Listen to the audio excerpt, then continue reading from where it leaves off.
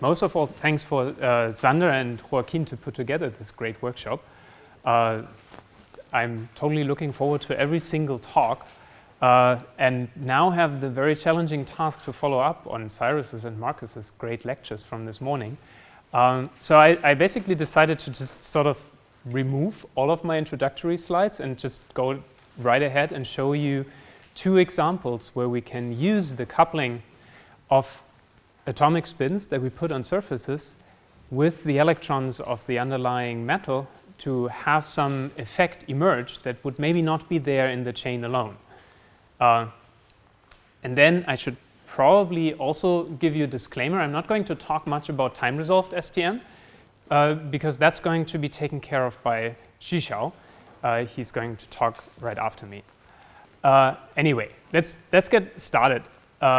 You have seen a bunch of images, and Cyrus has introduced what we do on the copper nitride surface quite well, so I won't dwell on it. What we try to do most of the time often is to arrange magnetic atoms into close proximity so that they interact magnetically. And then based on the binding site and everything, you can decide how strongly they interact. Sander has shown that you can even decide whether it should be antiferromagnetic or ferromagnetic interaction. And then you can do local spectroscopy, which Cyrus and Marcus have also very impressively shown today. One thing I would like to add to get into your head and show you one example that uses it and then go on with Xixiao's talk is that time domain information is really important. So what we do in Hamburg a lot is what we call electronic pump probe spectroscopy. All right, before we get into the details there, I just want to sort of set your mind after the lunch break to what's going to be about. Right? If you start out, say, maybe from a theoretical model or something, like you say, well, I have spins, they're localized, and I'm going to use maybe the Heisenberg model. So I take some spins and I consider some exchange interaction between them. What I sort of want to do is focus more on what happens to these coupled spins when you have the additional coupling with the environment. Like, how are the states and how is the physics in these coupled spin systems modified by having the additional coupling with the environment? And yeah, you all are very specialized in this. I don't have to tell you why this is cool, other than that it's a lot of fun to do these experiments in the lab. All right, so how does this actually look like? Cyrus has shown you what we do. On the copper nitride surface, you move atoms around by really finding an atom that you like, pressing your tip down on it, and then removing the tip with the atom, go to another spot and drop it off there. And over the years, we've figured out to do this with quite good precision. So we can start off with an individual atom. This is an iron atom, our favorite element on this surface, and add a second atom, just basically straight down here, and then add a third atom. And we can keep going to do this until the area is filled or until the tip crashes or whatever else. If we succeed, then we have a magnetically coupled structure. So this is what the atomic model, like ball model, looks like. The blue and yellows here are the copper nitride network. It's this square lattice where all the yellow atoms are copper atoms and the blue ones are the nitrogens. So for the first part I'm going to show you, we're using the slightly further distance, so 2 unit cells. The iron atoms sit on the copper binding sites, have their nitrogen atoms, then we leave one side empty and we place an iron atom on the next one. So even though they're not directly coupled through one singular nitrogen atom like the manganese chains that Cyrus showed you, they still couple reasonably strongly. So with roughly 1 milli-electron volt energy, they couple with each other and they couple antiferromagnetically. So having 3 atoms here, we get 2 spins up and 1 spin down. And if we apply a magnetic field, then there's a unique ground state to this system. All right, and then we can investigate these structures. So one way that you have already been introduced to how you can investigate such spin structures is you place your tip over the structure you build. Oh, the pointer's dying. Run current through it, and then you just ramp the voltage you apply to the tip slowly, and you get, for example, this kind of inelastic tunneling spectrum. This I should add now is of a dimer of iron and copper and not of the iron trimer, but the structures look similar. You see a bunch of spin excitations, and from their energies you can deduce basically the parameters of the spin Hamiltonian. What you can also do, yes? Temperature for all these measurements is like half a Kelvin. Yeah, so that's, for example, also why you see this only as a tiny dimple and not as a really strong step. It's like the steps here are broadened by roughly 5.4 kT. So half a Kelvin is usually enough to see Zeeman splittings and everything. Anyway, okay, so what we can also do is we can simply replace the DC bias voltage that we apply to our tip with a pulsed voltage source, maybe a pulse pattern generator or function generator. And then instead of just doing a DC spectroscopy, do it in a pulsed way. So send in one strong pulse that initializes something or induces some dynamics, and then at some time delay, send in a small pulse that just interrogates the system.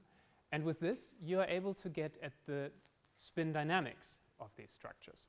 Don't want to show you, or I will not go into the details here because I think Shisha is going to talk about it and tell you more about this technique. We like it a lot. We think it's quite powerful. For example, for this particular iron-copper dimer, it shows us that the spin relaxation time of the structure as measured by this pump-probe curve is on the order of 6 nanoseconds. Yeah. Stupid question, but maybe it's not the right time. Don't hesitate to push it to the end of the talk if it interrupts too much. But to measure the current in the STM, you need a coupling of your states right. with whatever bulk state, because your other electrode is on the other side. So how can you get decoupled spin if at the same time for the STM you need coupling? Right. So I think this is a pretty good question. What is the answer? That this is very hard. No, okay, you're totally right. And I think you're putting your finger on the most difficult problem that we're having in all these. It's like to get, okay, so for this particular structure, you could say that a T1 time, we've verified for us that this really is a T1 time, 6 nanoseconds is not really long, right? You want to have it microseconds or even milliseconds. So the recipe is easy. Get a thicker insulator, then the atoms will decouple more, and yeah, you will have longer T1 times. But then you very quickly lose the ability to tunnel through them, and then you may have long T1 times, but you cannot see it anymore. So the experimental challenge is to sort of find this balance where, where the coupling is just strong enough to still probe it, but weak enough to have long lifetimes. And if you stay throughout the whole workshop, I think Katharina is going to show you a brilliant trick. Most of the things that limit the T1 time are very low energy excitations. So electron hole pair creation is very close to the Fermi energy, and she uses a superconductor instead of a metal. So it just doesn't have the electrons that you need to decohere the spin, but you still have a bunch of electrons around above the superconducting band gap to probe it. That's a great trick. The other thing is Will and Susanna are going to show data on magnesium oxide, which decouples much better and seems to be like for doing really lifetime measurements one of the lucky points. You get very long lifetimes, but you can still probe it. All right, so yeah, we can get at the spin dynamics even down to the nanoseconds. So that is quite cool and useful from time to time. And for this particular structure, it tells us 6 nanoseconds. All right, why do I want to look at dynamics? Is because I want to show you that with dynamical information, we can get at a pretty interesting question that I myself had been wondering about basically since quantum mechanics lectures. It's like, what makes a system quantum mechanical and what makes it classical? The usual thing that you probably and also I have learned is size, right? Like take one atom or take one spin, it's quantum, then make it really large, and at some point it'll be classical. Right? But here I show you 2 images of 2 different spin chains, and one is classically behaving classically, and one is behaving quantum mechanically. And so it's clearly not size. And from this image alone, it is not possible for you guys to discern which one is which, in fact. So yeah, we'll get back to that in a second. All right, so if it's not size, what is then a measure by which you can determine whether the system is behaving quantum mechanical or not? One way to do this is to relate a quantum mechanical property to time domain information. So what I mean by this is you can depict it in this kind of very simplistic model of a spin, where you say I have a double well potential. One well means spin up, the other well means spin down. And then what we all know, what's going to happen in such a potential is if this guy behaves quantum mechanically, neither this state nor that state will be the ground state. In reality, the ground state will be a superposition state, and then there will be an excited state, so the binding and anti-binding states of this potential. All right, and then if you're looking at dynamics, if you were able to initiate the system in this state here, then there's two possibilities to see dynamic behavior. One is the very classical way to sort of jump over the barrier thermally or by some other excitation. And the other would then be through a coherent evolution in the spin system. So I'm just basically rephrasing. If this is the true ground state of the system and you prepare the system in a non-eigenstate, that is not a stationary state and it will evolve over time. All right. So if we extend this trimer that I showed you in the beginning, build this caterpillar here of 8 iron atoms, it turns out we don't even need pump-probe spectroscopy anymore to see the dynamics. What we observe is two-state switching just in the tunnel current. You can see here at 5 Kelvin temperature, reasonably frequent switching. And then when we go to 4 Kelvin, switching less frequent, and at half a Kelvin, the switching has almost stopped. And that is was quite surprising to us, because what I did not show you is the trimer has a spin lifetime in the microsecond range. So just adding a few atoms makes this system change quite significantly. And I want to show you that the effect that produces this is the coupling to the environment, the coupling to the electrons. All right, so to understand this, there's a few pieces of information. Yes? Oh, sorry. Why is it, can you briefly explain why there's a current difference between the two states? Or It's coming up, because I forgot to tell you that typically we make our tip spin polarized. So, so this is right, this was a question that we were wondering, like, so this is 8 iron atoms. They couple antiferromagnetically, so this should be in a spin singlet state. There should actually be no switching whatsoever, but then we saw switching. And if we do a spin polarized image of this, so a spin polarized topography, which I think the actual technique you're going to hear more about tomorrow when Roland Wiesendanger gives his talk. What we do is we make our tip spin polarized so that we have more upspins than downspins available in the tip, and then just do a topography.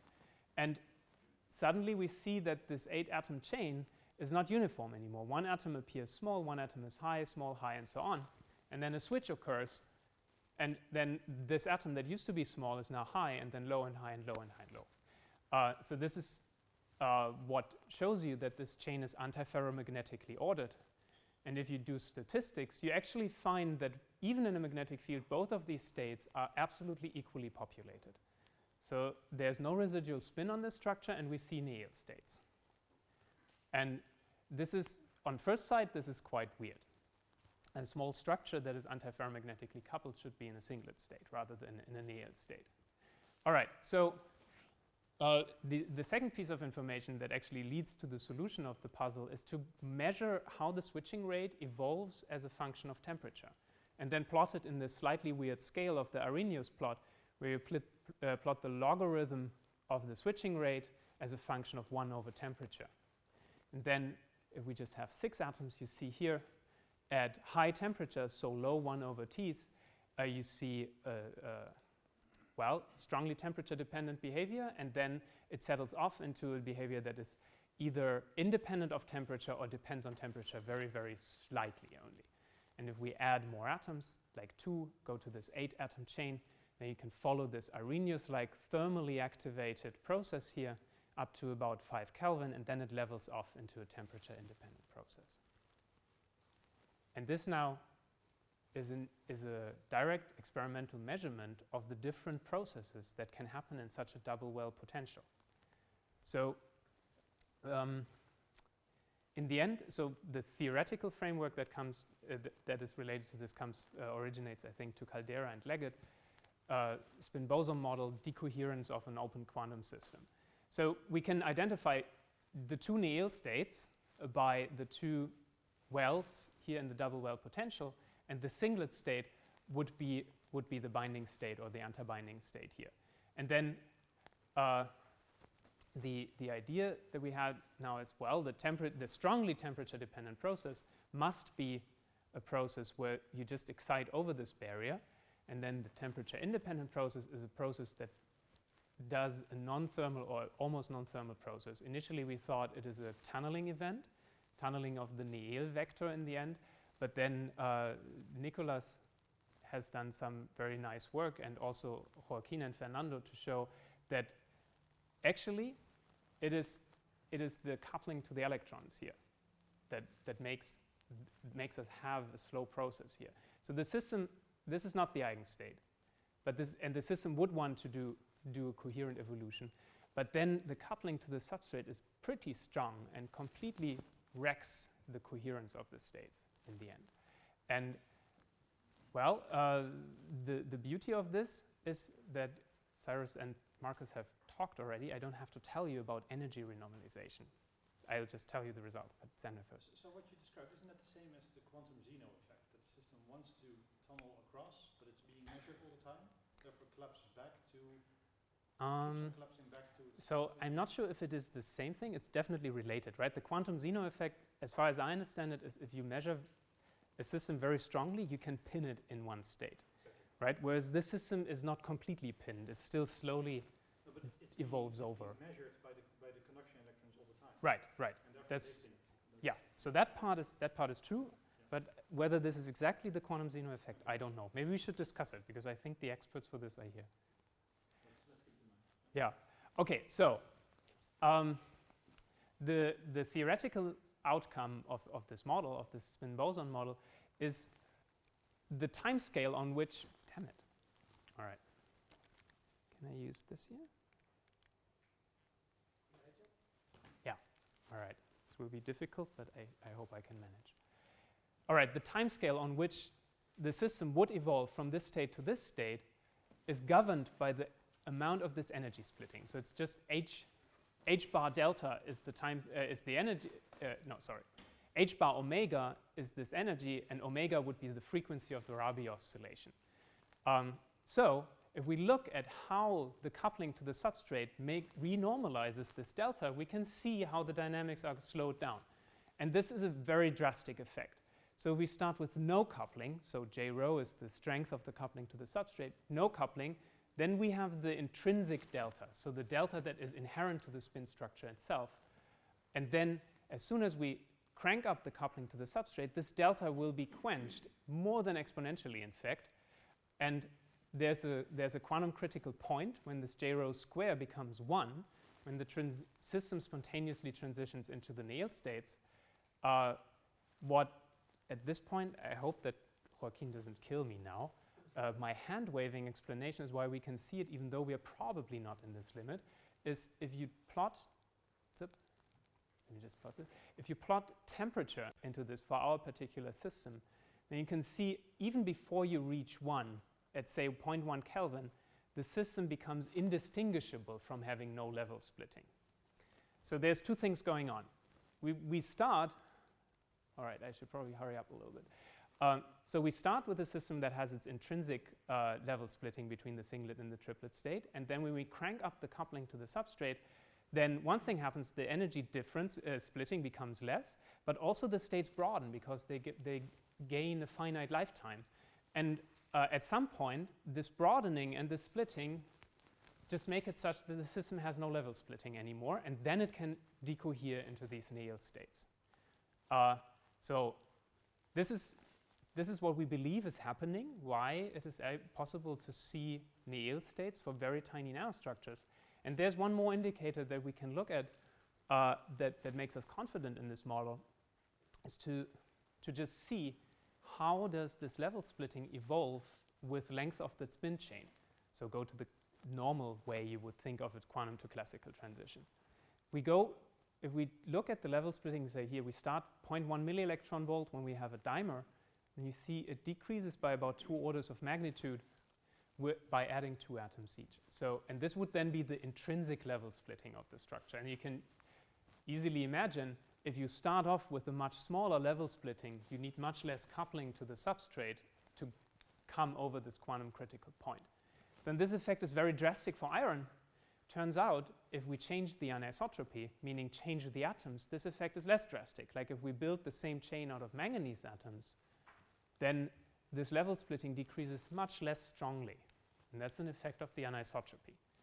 So coming back to this initial slide, you can resolve this now. This chain is made of manganese atoms. The anisotropy is smaller, much smaller than the exchange interaction, and it can remain a quantum system, even in the presence of the environment. And the iron chain has an anisotropy that exceeds the exchange interaction, and it quickly falls into this very classical Néel state. All right, so this is one effect we can use with the environment coupling. And I guess I should jump over this. If you want to learn more about this, you need to talk to Fernando. He came up with this idea to use all the published data on atoms on surfaces and put it into what I would like to call a finite temperature phase diagram to discern which atoms or which sample systems that have been published behave quantum mechanical and which behave classical. And all right, let's jump over it, because otherwise my talk is over.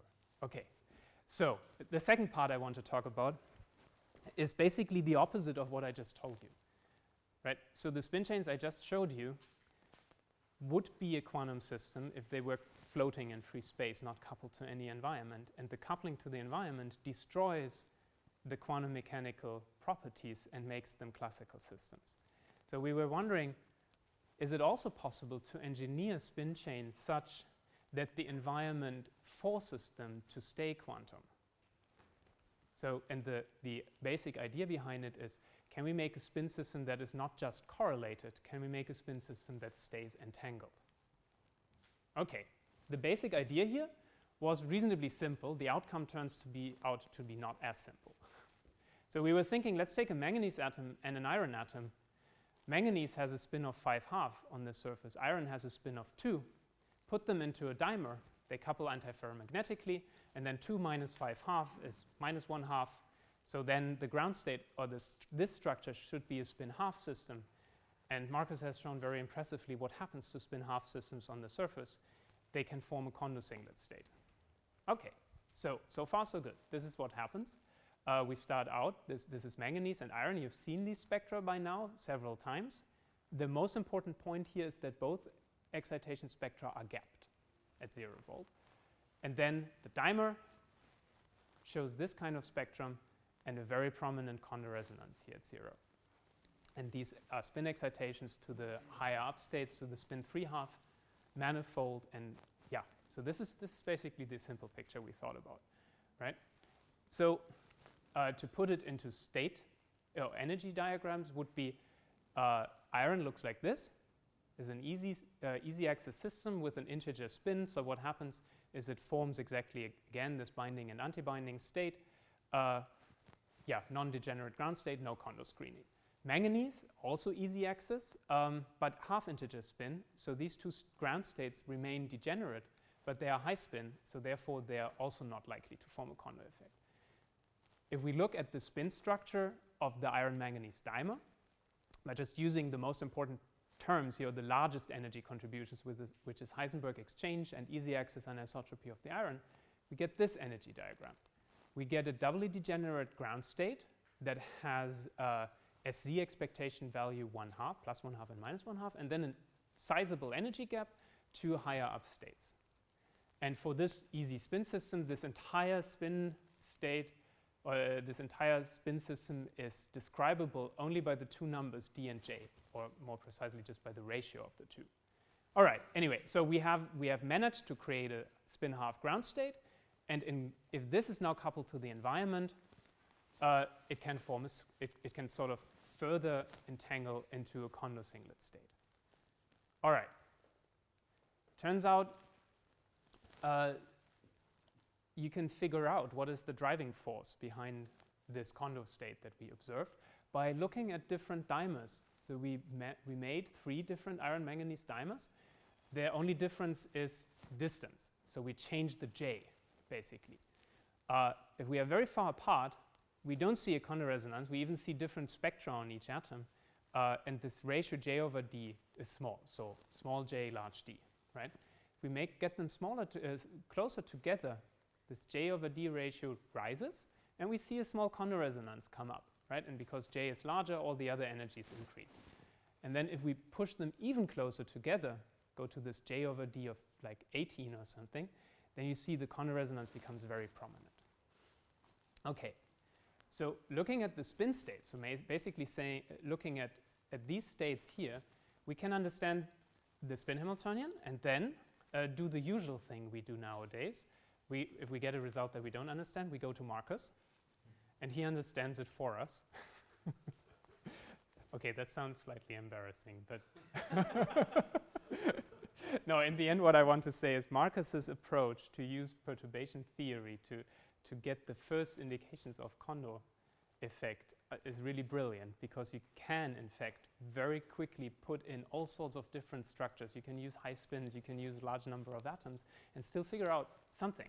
And well, this is what we figured out. We figured out basically that this code is able to reproduce the experimental spectra quite well by only putting in this ratio here, basically. Right? So this is experiment, this is theory. You will notice that the biggest deviation is here.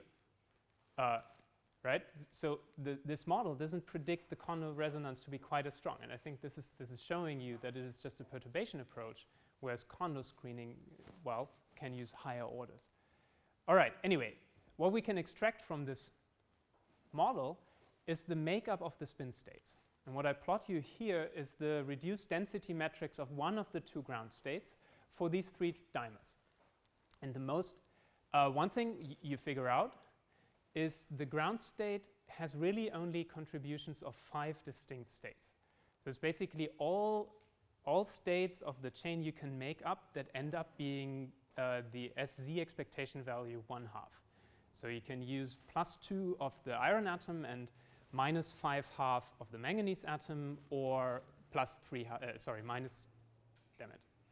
and -5/2, or you can, whatever else, other combinations. You find there's 5 different states, and then you can plot the density metrics for these 5 states. And here now it becomes obvious what's happening. It's if you're in this range where anisotropy is large and exchange interaction is small, you basically collapse the system to just one state. You're almost in a classical representation of the spin system. And as you crank up this J over D ratio, you see that other spin states get populated. And you get strong mixing of the spin states on each atom, because the two atoms start to entangle their spin states. And then for this very strong coupling, you see that basically all possible combinations of states are populated very strongly. And hand-wavingly, you can now imagine that it is much easier to scatter between two states that have this density matrix than between two states that have this kind of density matrix, just because you have more matrix elements available to you. And so in a sense, we're moving from a system that is merely correlated to a system that is entangled. All right, and we can probe it by seeing how strong the Kondo resonance is. Before I stop, I just want to show you one image that basically tells you this is not just macrospin model of more than one atom. We can build this chain longer and longer. The longest we have managed to do is have 1 iron atom and 10 manganese atoms. That won't do it for this in half ground state. So here I'm showing you iron with 9 manganese atoms. And there's 2 pieces that I personally find very astonishing. One is this plot down here. You would imagine if you add more and more atoms and you require to have this entanglement between the atoms in order to have Kondo screening, that the effect becomes weaker when you make your chain larger. But it's not true. The strength of the Kondo resonance keeps going up the longer we make the chain. That is quite astonishing. And the other astonishing part is if you look at where does the Kondo resonance sit. So what I'm showing you here is basically a spatially resolved DIDV. So we plot vertical is the voltage, and then color-coded is the conductance along the chain. So this transition here from blue to red is what you would see in the normal line plots that we showed you before, just as a step, right? And then you can see the Kondo resonance here at 0. It's localized at the left end of the chain. So it is localized at the end where the iron atom is not. Even though I can assure you the iron atom is totally needed to have this effect. If you remove it, also the Kondo effect goes away. So this is a very visual representation to show you that you require entanglement or mixing of the spin states coming from interaction of all the atoms in the chain in order to have this Kondo resonance emerge. So what we're effectively creating here is a system where 10 magnetic atoms have to interact with one electron, or one electron at a time in the bath to create this Kondo resonance. Okay, so I'll stop talking. I just want to briefly mention that in Hamburg we're looking at a bunch of other effects.